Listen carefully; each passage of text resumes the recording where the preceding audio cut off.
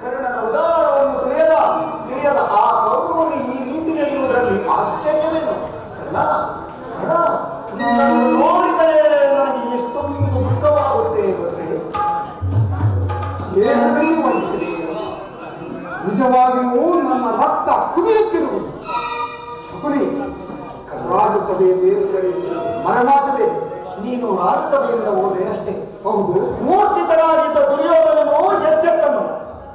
ಅನಂತರ ಆತನು ಹಸಿದ ಹೆಬ್ಬುಲಿಯಂತೆ ಆರ್ಭಟಿಸುತ್ತ ಭೀಷ್ಮ ದ್ರೋಣಾದಿಗಳನ್ನು ಪಾಂಡವರ ಮೇಲಕ್ಕೆ ಸಿದ್ಧರಾಗುವಂತೆ ಕಟ್ಟಾಜ್ಞೆಯನ್ನೂ ಮಾಡಿದನು. ಕಡೆಗೆ ನಿನಗೆ ಸೈನ್ಯಾಧಿಕಾರವನ್ನು ನಿಶ್ಚಯಿಸಿದನು. ಎಲ್ಲವೂ ನಿಶ್ಚಯವಾಯಿತು. ಆದರೆ ಆ ಗುರುಪಿತಾಮಹರು ಏನು ಹೇಳಿದರು? ಆತನ ಮಾತಿನಿಂದಲೇ ನಿನ್ನ ಸೈನ್ಯಾಧಿಕಾರದ ಆಸೆಯು ಭಂಗವಾಯಿತು. ಕರ್ಣ, ಭಂಗವಾಯಿತು. ಶಕುನಿ, ನಾನೆಂದೂ ಸೇನಾಧಿಪತ್ಯಕ್ಕೆ ಆಸೆ ಪಟ್ಟವನಲ್ಲ. ಆದರೆ ದುರ್ಯೋಧನನಿಗೆ ನನ್ನ ಮೇಲಿದ್ದ ವಿಶ್ವಾಸವನ್ನು ಕ್ಷಮಿಸುವಂತೆ ಮಾಡಿದವರು ಯಾರು ಶಕುನಿ?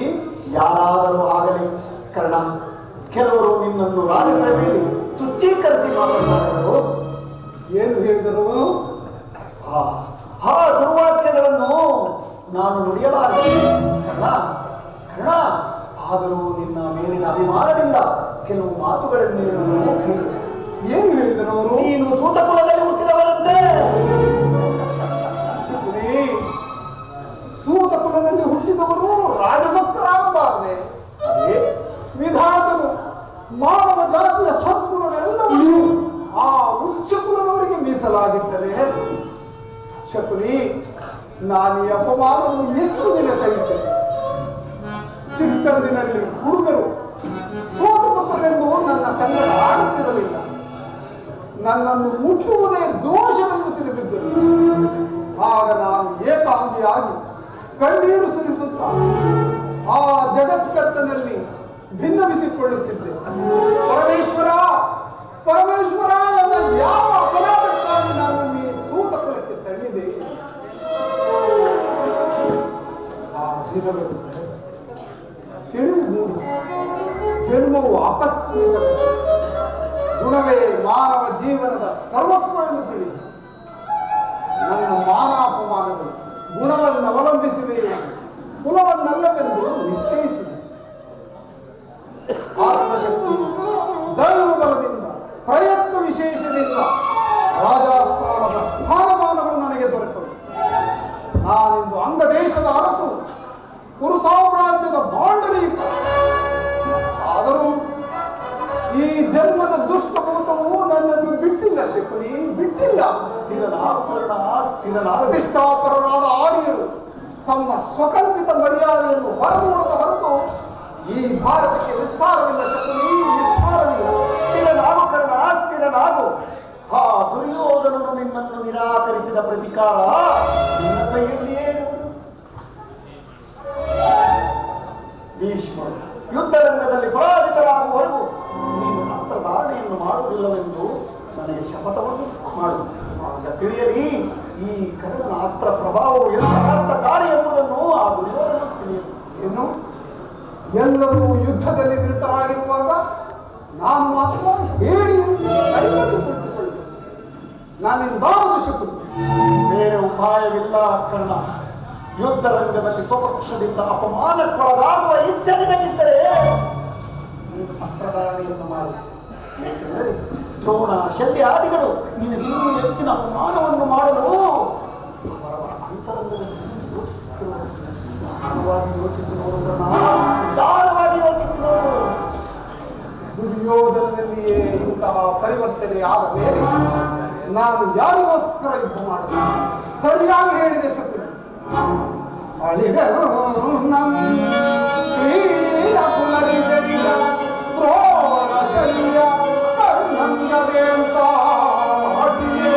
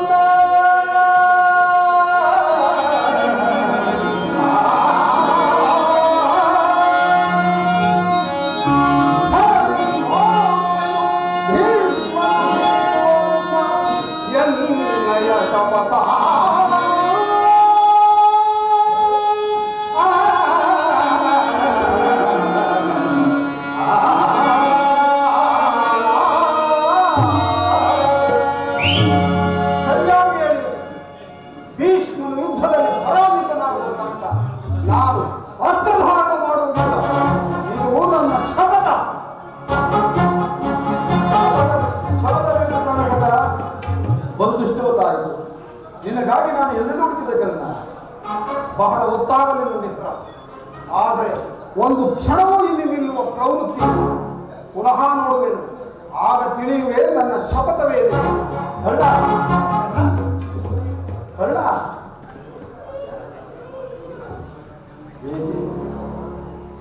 ಏನು ದುರ್ಯೋಧನ? ಏನಾಯಿತು? ಕ್ಷಮಿಸಬೇಕು. ಆದಿಯರ ಮಧ್ಯೆ ಪದತಳಿತರಾಗಿ ಪಶುಗಳಂತೆ ಜೀವಿಸುವ ಸೂತಕುಲದವರಿಗೆ ಸಂತೋಷದ ಸುದ್ದಿಯೇ.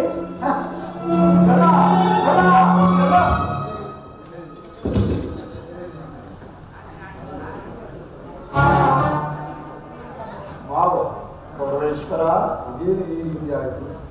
ನಾನು ನೋವಾಗಿ ಯೋಚಿಸಿ ಕರ್ಣನಿಗೆ ಸೈನ್ಯಾಧಿಪತಿಯನ್ನು ವಹಿಸಬೇಕೆಂದು ಬಂದರೆ ಕರ್ಣನ ನೀತಿಗಳೇ ಬೇರಾಗಿರುವುದಲ್ಲ.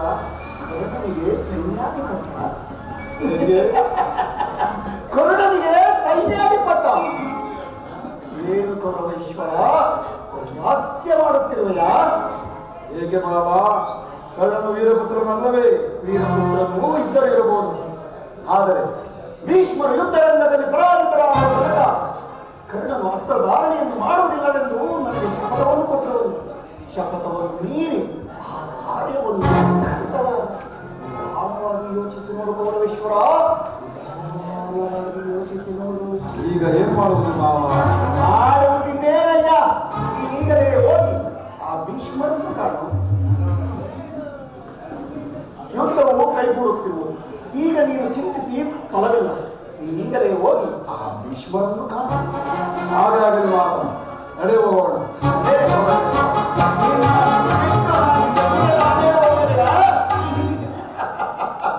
ನಾನು ಮರೆತಿಲ್ಲ ಸುಯೋಧನ, ನಾನು ಮರೆತಿಲ್ಲ ಸುಯೋಧನ, ನಾನು ಮರೆಯಲ್ಲ ಸುಯೋಧನ.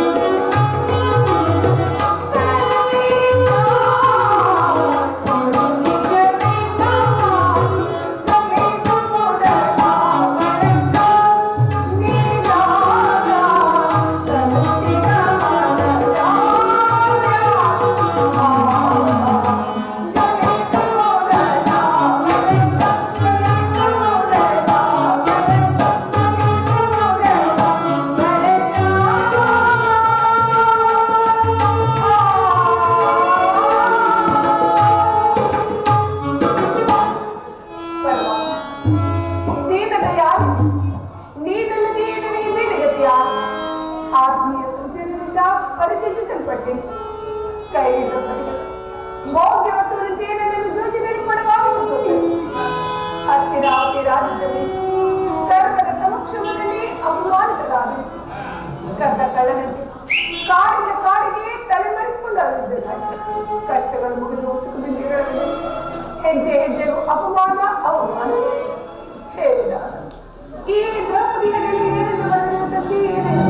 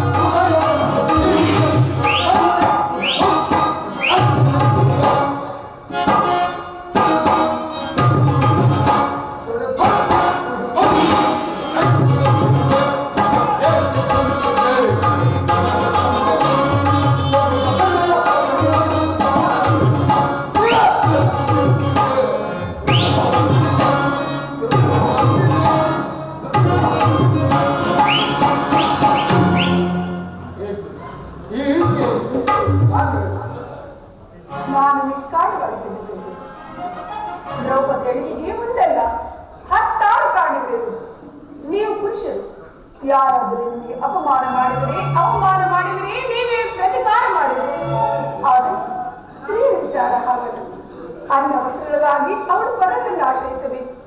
ಅವಳ ಆತ್ಮ ಗೌರವವನ್ನು ರಕ್ಷಿಸಿಕೊಳ್ಳಲು ಅವಳಿಗೆ ಅನ್ಯರ ಗತಿಯ ಬೇಕೇ ಬೇಕು. ಹೇಳಿದ ಇಂಥ ಪರಾಧೀನ ಸ್ತ್ರೀ ಜಾತಿಯನ್ನು ಏಕೆ ಸೃಷ್ಟಿಸಿದೆ ತಂದೆ? ಸ್ತ್ರೀಯರ ಪರಾಧೀನ ನಮ್ಮ ಸಮಾಜದ ನಿಯಮ. ಆ ಭಗವ ಸ್ವರೂಪನಾದ ಋಷಿಗಳ ಆಜ್ಞೆ. ಪತ್ನಿಯನ್ನು ಜೂಜಿನಲ್ಲಿ ಪಣವಾಗಿಟ್ಟು ಸೋಲುವಂತೆ ಆ ನಿಮ್ಮ ಋಷಿಗಳೇ ನಿಮಗೆ ಆಜ್ಞೆ ಮಾಡಿರಲ್ಲವೇ? ಆಹಾ, ಪತಿಗಳು 7 ವರ್ಷ ತಪಸ್ಸು ಮಾಡಿ ಪಡೆಯಬೇಕು ನಿಮ್ಮಂತಹ ಪತಿಗಳಲ್ಲಿ. ಅಣ್ಣನ ಒಂದು ದಿನದ ಅವಿವೇಕದಿಂದ ಆದ ಈ ನಿಂದನೆ ನಮ್ಮನ್ನು ಸಾಯಲು ಬಿಡುತ್ತಿದ್ದರು. ಅಣ್ಣನ ಅಪರಾಧವನ್ನು ಕ್ಷಮಿಸುವಂತೆ ನಾವು ನಿನ್ನಲ್ಲಿ ಎಷ್ಟೋ ಬೇಡಿಕೊಳ್ಳಲಿ. ಹಾಗೆ ಹೋಯ್ತು, ಅದನ್ನು ಅರ್ಧ ಬಿಡು. ಈಗ ನೀನೇಕೆ ಈ ರೀತಿ ಚಿಂತಿಸುತ್ತವೆ? ಸ್ವಾಮಿ, ಆದರೆ ಅದರಿಂದ ಪ್ರಯೋಜನವೇನು? ಎಷ್ಟೇ ಆಗಲಿ ನೀವು ನಿಮ್ಮಣ್ಣನ ಆಜ್ಞಾ. ಈಗ ನಾನು ಯಾವ ಆಜ್ಞಾಧಾರಕನು? ಹಾಗಾದ್ರೆ ನಿಮಗೆ ಹೇಳುವೆನು ಸ್ವಾಮಿ. ಈ ದಿನ ನಾನು ಹಸ್ತಿನಾಮೆ ಮಂದಿರಕ್ಕೆ ಆ ದೇವಿಯ ದರ್ಶನಕ್ಕೆಂದು ಹೋಗಿದ್ದೀನಿ. ಅಲ್ಲಿ ಆ ದುರ್ಯೋಧನನ ಪತಿಯಾದ ಭಾನುಮತಿ ಆಕೆ ನನ್ನ ನೋಡಿದ ವಾಸಕ್ಕಾಗಿ ಕೇವಲ 5 ಗ್ರಾಮಗಳನ್ನು ಬಿಡಲು ನಿನ್ನ ಪತಿಗಳು ದೂತನನ್ನು ರಾಜ್ಯಸಭೆ ಕಳಿಸಿರುವರು. ಇನ್ನೇನು ಸಂಜೆ ಆಗುವುದು. ಆಗಲಾದರೂ ಈ ನಿನ್ನ ಮೆಚ್ಚಿನ ಗುಡಿಯನ್ನು ಬಿಡುಗಟ್ಟಿವೆಯಷ್ಟೇ ಎಂದು ಅಪಹಾಸ್ಯ ಮಾಡಿ ಏನು ದುರ್ಯೋಧನ ಪುನಃ ಸಂಧಿಯ ದುರ್ಯೋಧನ ಹಾಗಾದ ನನ್ನ ಸಂದೇಹ ಯಾರು ಯಾರು ರಾಯಭಾರಕ್ಕೆ ಹೋಗಿದ್ದಾರೆ? ನಮ್ಮ ಅಣ್ಣನಾದ ಶ್ರೀಕೃಷ್ಣ ಪರಮಾತ್ಮನು ಗೋಪಿಕಾಂಗರ ವಿಲಾಸ ವಿಭ್ರಮಣದ ಮಂತ್ರನಾದ ಆ ಯದುಪತಿ ಯಂತ್ರವನ್ನು ಬರೆಯುವುದು ಸಹಜ. ಅರ್ಜುನನ ಭಾರತ ನಿಂದಿರಿದಾಗಲೇ ಈ ಕಾರಣವನ್ನು ಮಾಡುತ್ತದೆ. ಭಾರತಕ್ಕೆ ನೀನೇನು ನಾನು ಸುಮ್ಮನೆ ನೋಡಿ ಸ್ವಾಮಿ. ಎಷ್ಟು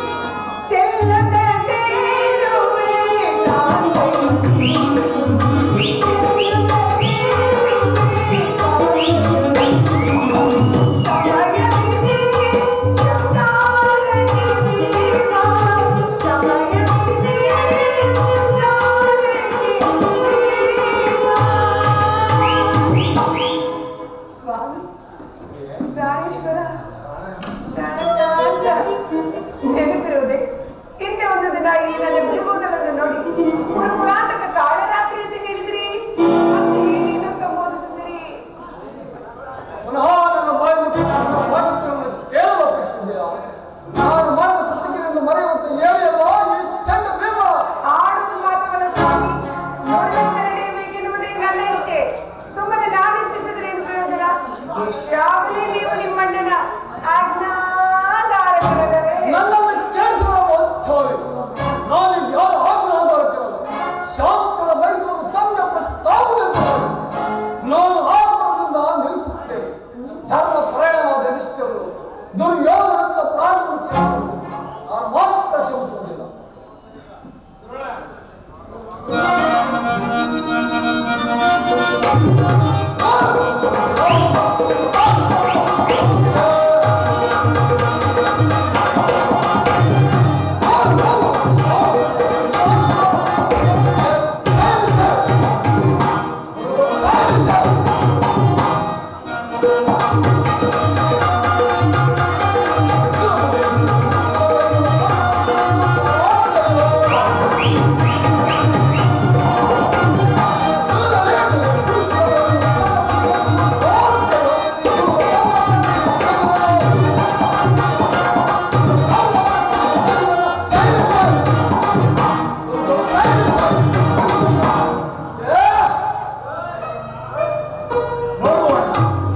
ಸಂಜೆ ಪ್ರಸ್ತಾಪ ಕುರಿತು ಅಣ್ಣ ಭೀಮಸೇನನ್ನು ಎರಡನೇ ಸಿಂಹದಂತೆ ಚುಂಬಿಸುತ್ತಿರುವುದು ಅವನನ್ನು ಸಮಾಧಾನಪಡಿಸಲು ನಿನ್ನ ಹೊರತು ಮತ್ತಾರಿಂದಲೂ ಸಾಧ್ಯವಿಲ್ಲ.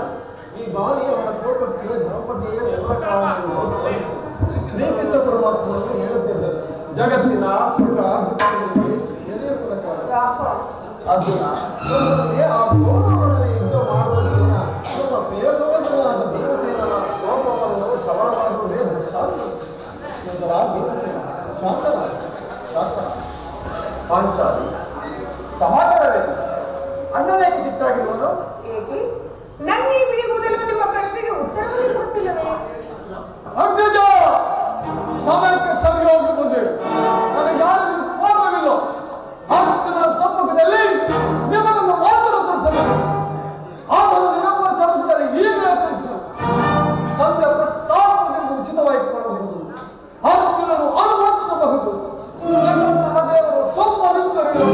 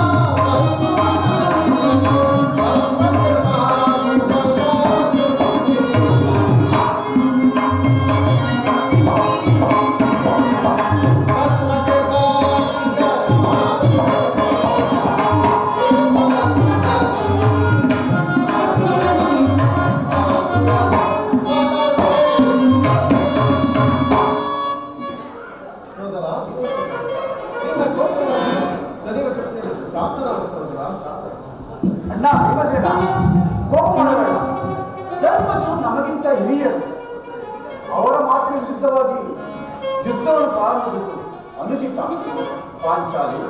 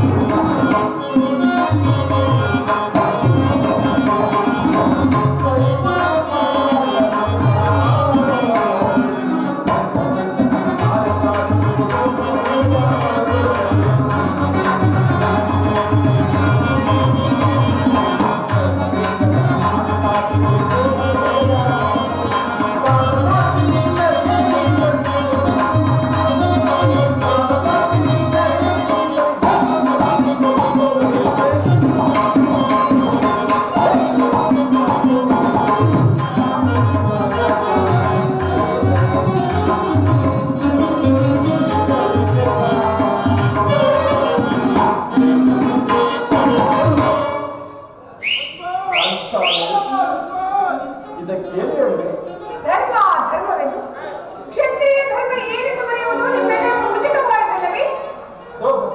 ಯುದ್ಧದಂತೆಯೇ ಶಾಂತಿ ರಕ್ಷಣೆಯು ಕ್ಷತ್ರಿಯರ ಕರ್ತವ್ಯವೇ. ನಾವು ಅಭಿಮಾನಕೋಶರಾಗಿ ಯುದ್ಧವನ್ನು ಆರಂಭಿಸಿದರೆ ಅವಿಚಾರಕ್ಕಾಗಿ ನಾವೇ ದುಃಖಿಸಬೇಕಾಗಿದೆ. ಅದಕ್ಕಾಗಿ ಅಲ್ಲವೇ ನಾನು ಸಂಧಿಗಾಗಿ ಸರ್ವ ಪ್ರಯತ್ನಗಳನ್ನು ಮಾಡುತ್ತೇನೆ. ಪ್ರಾಣೇಶ್ವರ, ದ್ರೌಪದಿಯನ್ನು ಕಡೆಯಿಸಿ ಅಪಮಾನ ಹೊಂದಿದೆ. ಈಗ ಪುನಃ ಕೃಷ್ಣ ಪರಮಾತ್ಮನನ್ನು ಅಪಹಾಸಕ್ಕೆ ಈಡು ಮಾಡಿದ್ರಲ್ಲವೇ ನನಗೆ ಚಿಂತೆ ಆಗುವುದು. ಏನಿದು ಕೋಲಾಹಲ? ಜಯ ಕೃಷ್ಣ, ಜಯ ಮುಕುಂದ, ಜಯ ಕೃಷ್ಣ, ಜಯ ಮುಕುಂದ. ಅರ್ಜುನ, ನಾನು ಸಂಧಿ ಅಪರಾಧಗಳನ್ನು ಕೇಳುವುದರಿಂದ ನನಗೆ ಯಾವ ಪ್ರಯೋಜನವಿಲ್ಲ. ನಿಮ್ಮ ಅಪೌರುಷ ವರ್ತನೆ ಪುರಸ್ಕಾರ ನಿಮಗೆ ಪ್ರತಿಜ್ಞೆಯಂತೆ ನಡೆಯುವ ಸ್ವತಂತ್ರ ಪ್ರಾಣೇಶ್ವರ, ಸ್ವಲ್ಪ ನಿಧಾನಿಸಿ. ಅದು ನೋಡಿ, ಎಡಬದಿಯ ರಕ್ತ ಅಣ್ಣ.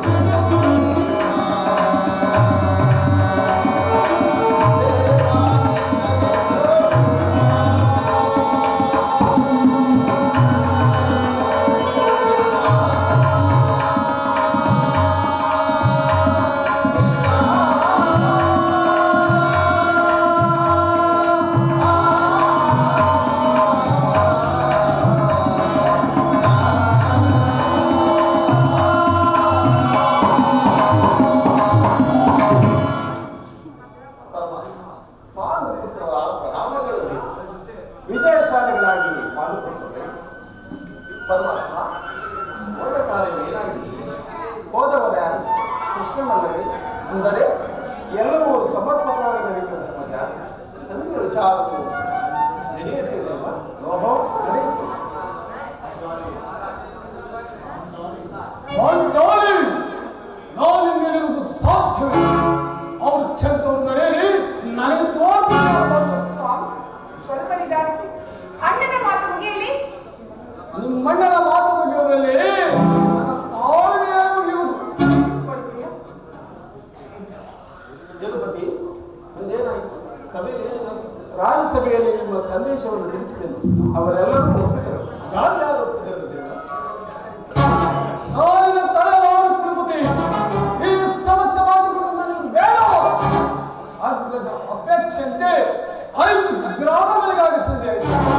ಭೀಮ, ನಾನು ಹೋಗಿದ್ದು ಅದಕ್ಕಾಗಿ ಅಲ್ವೇ? ಕೃಷ್ಣ, ಈಗ ತಿಳಿಯುತ್ತೆ ನಿನ್ನ ಅಭಿಮತ. 14 ಮಾಸದ ನೆಪದಿಂದ ಅರ್ಜುನನ ಕೈಗೆ ಬೆಳೆತೊಟ್ಟನು. ಸಂಧಿ ಹೆಸರಲ್ಲಿ ನಮ್ಮ ಐವರಿಗೂ ಸೀರೆ ಉಡಿಸಲು ಆವರಿಸುತ್ತದೆ. ಯಾದವಾಗ್ತಿಳಿ ಪುತ್ರರ ಮೇಲೆ ನಿನಗೆ ಇಷ್ಟೊಂದು ಆಕ್ರೋಶ ಬೇಕೆ? ಭೀಮ, ನಿನಗಿಷ್ಟೊಂದು ಅಸಹನೆ ಏಕೆ? ಸಾವಧಾನದಿಂದ ಪೂರ್ಣವಾಗಿ ನನ್ನ ಮಾತನ್ನು ಕೇಳು. ಇದು ನಿನಗೆ ಹೆಚ್ಚಿಗೆ ಸಂಬಂಧಪಟ್ಟ ವಿಷಯವೆಂದು ನಾನು ಕೇಳಲಿಲ್ಲವೇ? ಈ ಸೋಲುವಾರ ಶೂನ್ಯವಾದ ಸಂಧಾನದೊಡನೆ ಈ ಪ್ರಚಂಡ ಬೇಂದ್ರಿಗಂತ ಸಂಬಂಧ ಇರುವುದು ಅತ್ಯಂತ ನಿಕಟವಾದ ಸಂಬಂಧವಿರುವುದು. ಪರಮಾತ್ಮ, ರಾಜ್ಯಸಭೆಯಲ್ಲಿ ನಿಮ್ಮ ಸಂದೇಶವನ್ನು ತಿಳಿಸಿದೆನು. ಅವರೆಲ್ಲರೂ ಒಪ್ಪಿದರು.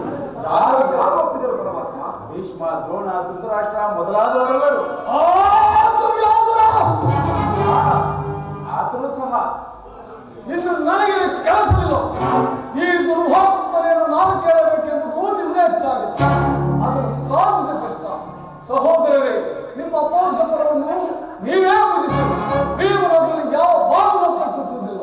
ವಾಂಛಾಲಿ, ನೀನು ನಿರಾಶವಾಗಬೇಕು.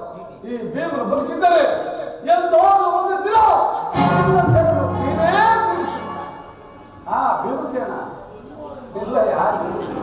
ನೀನು ನಿಜವಾಗಿಯೂ ಹಿಡಿಂಬಾಪತಿಯೇ ಹೌದು. ಇಷ್ಟೊಂದು ಕೋಪವಿಲ್ಲದಿದ್ದರೆ ಆ ರಕ್ಕಸೆಯನ್ನು ಆಳುವುದು ಹೇಗೆ ಸಾಧ್ಯ? ಸ್ವಲ್ಪ ಸಮಾಧಾನ ತಂದುಕೊಂಡು ನನ್ನ ಮಾತನ್ನು ಪೂರ್ಣವಾಗಿ ಕೇಳು. ಕೃಷ್ಣ, ಸುಮ್ಮನೆ ನನ್ನನ್ನು ಕಾಣಬೇಕು. ಸಂಧ್ಯಾ ಸುದ್ದಿ ನನ್ನ ಒಪ್ಪದ. ನಿನಗೊಪ್ಪುವ ವಿಚಾರವೂ ಬಂದಿರುವುದು. ಆ ದುರ್ಯೋಧನನು ನಿನಗೊಂದು ಪ್ರಿಯವಾದ ಸಂದೇಶವನ್ನು ಕಳಿಸ್ತೇನೆ. ದುರ್ಯೋಧನನ ಸಂದೇಶ ಹಾಗಾದರದು ಸಂಧಿ ಅಲ್ಲ. ಕೃಷ್ಣ, ಹೇಳು, ಏನದು ಹೇಳು. ಅದನ್ನು ಕೇಳುವ ಇಚ್ಛೆ ಇದ್ದರೆ ನೀನು ನನ್ನ ಬಳಿಯಲ್ಲಿ ಕೈಕಟ್ಟಿಕೊಂಡು ಕುಳಿತುಕೊಳ್ಳಬೇಕು. ಇಲ್ಲ, ನಿಂತಿದ್ದಂತೆ ಹೇಳಿದ್ದು. ಇಲ್ಲ, ಕುಳಿತುಕೊಳ್ಳದ ಹೊರತು ನಾನು ಹೇಳುವುದಿಲ್ಲ. ಕೃಷ್ಣ, ಈ ಪರಿಹಾಸವೇ ಕೃಷ್ಣ? ಇದು ಪರಿಹಾಸ್ಯವಲ್ಲಯ್ಯ ಭೀಮ. ನಿನ್ನನ್ನು ಕಂಡರೆ ನನಗೆ ಭಯವಾಗುತ್ತಿರುವುದು. ನಿನ್ನ ಗದೆಯನ್ನು ಸ್ವಲ್ಪ ದೂರವಾಗಿಟ್ಟು ನನ್ನ ಪಾರ್ಶ್ವದಲ್ಲಿ ಕೈಕಟ್ಟಿಕೊಂಡು ಕುಳಿತುಕೋ. ಆಗ ಹೇಳಲು ನಿನಗೆ ಪ್ರಿಯವಾದ ಸಂದೇಶವನ್ನು. ಇದು ನಿನ್ನ ಅಪೇಕ್ಷೆ ಕುಳಿತುಕೊಳ್ಳ. ಈಗ ನಾನು ಹೇಳು. ನೀನು ಕೋಪ ಮಾಡುವುದಿಲ್ಲವಷ್ಟೇ. ಅದು ಆಗಲಿ. ಹಾಗಾದ್ರೆ ಈಗ ನೀನು ನನ್ನ ಬಂದಿ. ಕ್ಷಣಕಾಲ ಮಾತ್ರ ಕೃಷ್ಣ. ಯಾಜ್ಞೆ ಸೇರಿ ನಾನು ಹೇಳಿದಂತೆ ಮಾಡಬೇಕು ಕಂಡೆಯ. ನಾನಿನ್ನಾದರೂ ನಿನ್ನ ಮಾತನ್ನು ಮೀರುತ್ತೇನೆ. ಹಾಗಾದ್ರೆ ತೆಗೆದುಕೊಳ್ಳಿ ಈ ಹಗ್ಗವನ್ನು. ಈ ಹಗ್ಗವು ನನಗೊಂದು ಕಡೆ ಪುರಸ್ಕಾರ ರೂಪದಲ್ಲಿ ದೊರೆಯಿತು. ಈ ಹಗ್ಗದಿಂದ ನಿನ್ನ ಪತಿಯ ಕರೆಗಳನ್ನು ಭದ್ರವಾಗಿ ಬಂಧಿಸಿ. ಅಣ್ಣ, ಇದೇನು ಪರಿಹಾಸ್ಯವೇ? ಇದು ಪರಿಹಾಸ್ಯವಲ್ಲ ತಂಗಿ. ಶತ್ರುಗಳ ಎಡೆಮುರಿಯನ್ನು ಕಟ್ಟುವುದರಲ್ಲಿ ನೀನು ಘನಪಂಡಿತಿಯಲ್ಲವೇ? ಈ ಹಗ್ಗದಿಂದ ನಿನ್ನ ಪತಿಯ ಕರೆಗಳನ್ನು ಕಟ್ಟಲು ಬರುವುದೋ ಇಲ್ಲವೋ ನೋಡೋಣ. ಭೀಮ, ನಿನಗ ಆ ಸಂದೇಶವನ್ನು ಕೇಳುವ ಇಚ್ಛೆ ಇದ್ದರೆ ಮಾತ್ರ. ಆಚಾರ್ಯ ಕೃಷ್ಣನು ಹೇಳಿದಂತೆ ನನ್ನ ಕೈಗಳನ್ನು ಬಂಧಿಸಿ. ಬಂಧಿಸಲಿ ಅಣ್ಣ, ಬಂಧಿಸಿ. ಬಂಧಿಸಲಿ ಪ್ರಿಯ.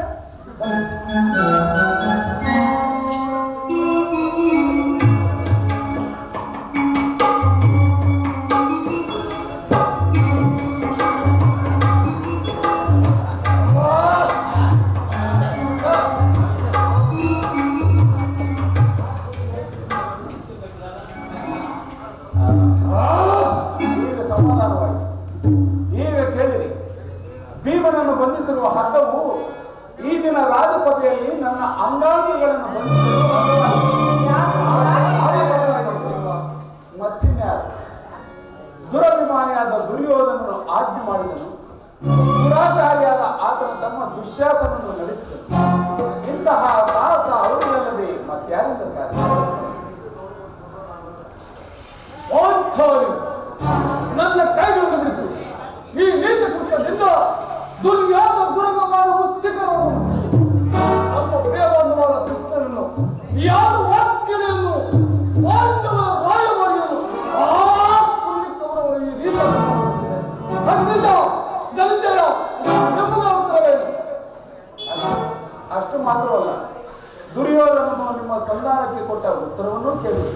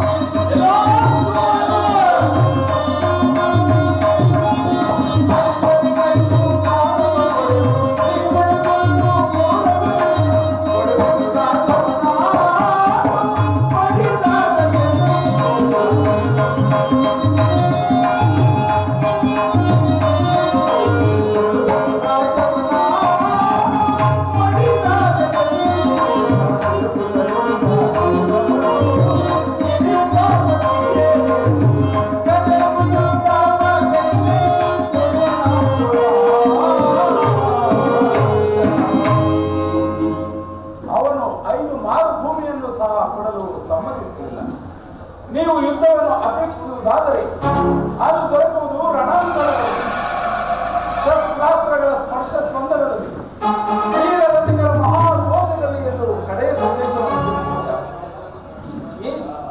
ಈ ಸಂದೇಶಕ್ಕೆ ನನಗೆ ಉಳಿದಿರುವ ಒಂದೇ ಉತ್ತರ, ಅದು ಯುದ್ಧ. ಪರಮಾತ್ಮ